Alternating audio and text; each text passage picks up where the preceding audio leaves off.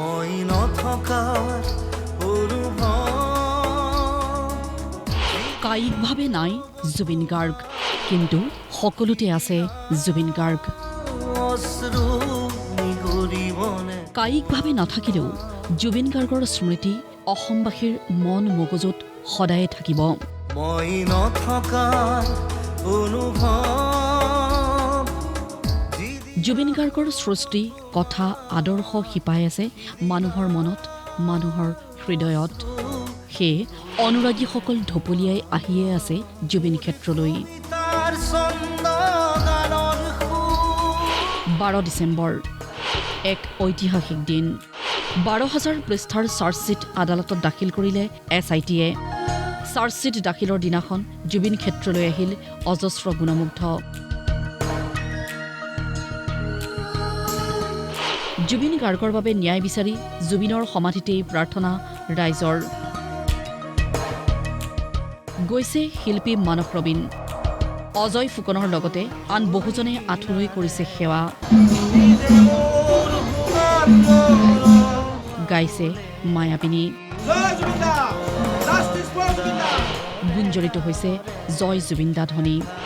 Justice for Zubeen Garg শ্লোগানেৰে মানস ৰবীনে ক'লে, মই যিদিনাখন ক'ব পৰা হ'ম সেইদিনা মুকলিকে ক'ম। যদি ঘটনাটো আজি SIT-য়ে কোৱাটোৱে হয়, মই এতিয়াও কোৱা নাই, SIT-য়ে কোৱাটোৱে হয়, সেইটো ন্যায়ালয়ে ক'ব, নহয় জানো?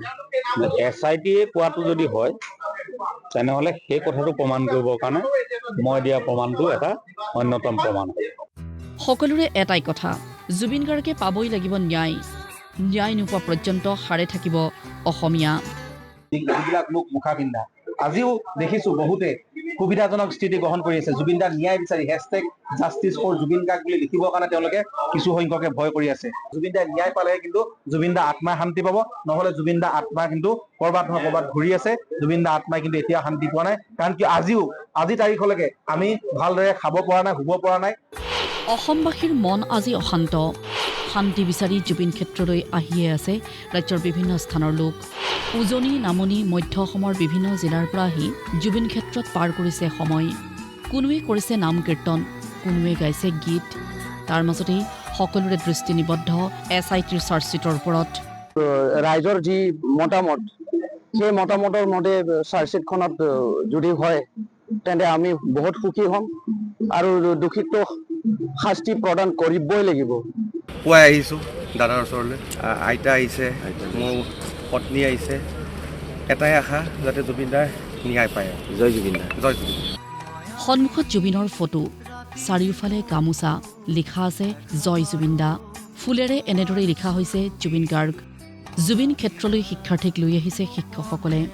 কণমানি শিক্ষাৰ্থীয়েও জুবিন গাৰ্গৰ সৈতে একাত্ম হোৱাৰ চেষ্টা কৰিছে।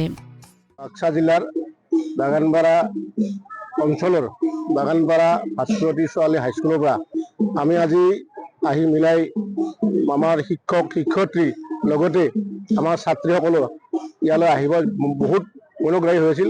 আমি লৈ আহিছোঁ। জুবিন গাৰ্গ নাই, কিন্তু এতিয়াও আছে জুবিনৰ হত্যাকাৰী।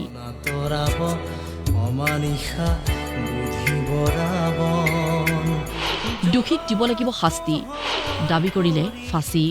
আমি তেখেতসকলৰ দৃষ্টান্তমূলক শাস্তি হোৱাটো বিচাৰোঁ। প্ৰকৃত যিজন দোষী তেওঁৰ ফাঁচী হোৱাটোৱে বেছি ভাল, আৰু ফাঁচী নহ'লেও মৃত্যুৰ সময়লৈকে জেলত থাকিব লাগে। আজিকালি আইনো অলপ ব্যতিক্ৰম হৈ পৰেতো পৰিস্থিতিৰ কাৰণে। সাধাৰণ ৰাইজৰ লগতে দল সংগঠনৰ প্ৰতিক্ৰিয়া চাৰ্জশ্বীটক লৈ। চাওক, চাৰ্জশ্বীট ন্যায় নহয়। চাৰ্জশ্বীট দাখিল কৰাৰ লগে লগে যে ন্যায় পাই গ'ল, সেইটো কোনো ধৰণৰ হ'ব নোৱাৰে। কাৰণ আমি দেখা পাইছিলোঁ যে সেই ইয়তখনত কেইবাজনো ব্যক্তি আছিলে আৰু বহুত গণ্যমান্য ব্যক্তি তাত জড়িত আছিলে, কিন্তু বহুতক এন্ধাৰত ৰখা হৈছে। কাৰণ চাওক, সেই ইয়তখনত থকা যিকেইজন ব্যক্তিক ইয়ালৈ মাতিলে, সেইকেইজনে কি কৰিলে, আহিলে, এস্কৰ্ট দি পেলাই লৈ আহিলে, চাহ তামোল খুৱাই পেলাই আকৌ এয়াৰপৰ্টত থৈ আহিলে, তেওঁলোক গুচি গ'ল। গতিকে কি তদন্ত কৰিলে? তদন্তৰ নামত কিন্তু ভেকু ভাওনা নহ'ব। কিন্তু জুবিন দাৰ ন্যায়, আমাক স্পষ্ট কথা, জুবিন দাৰ ন্যায় আমি যেনেকৈ বিচাৰি তেনেকৈ লাগিব।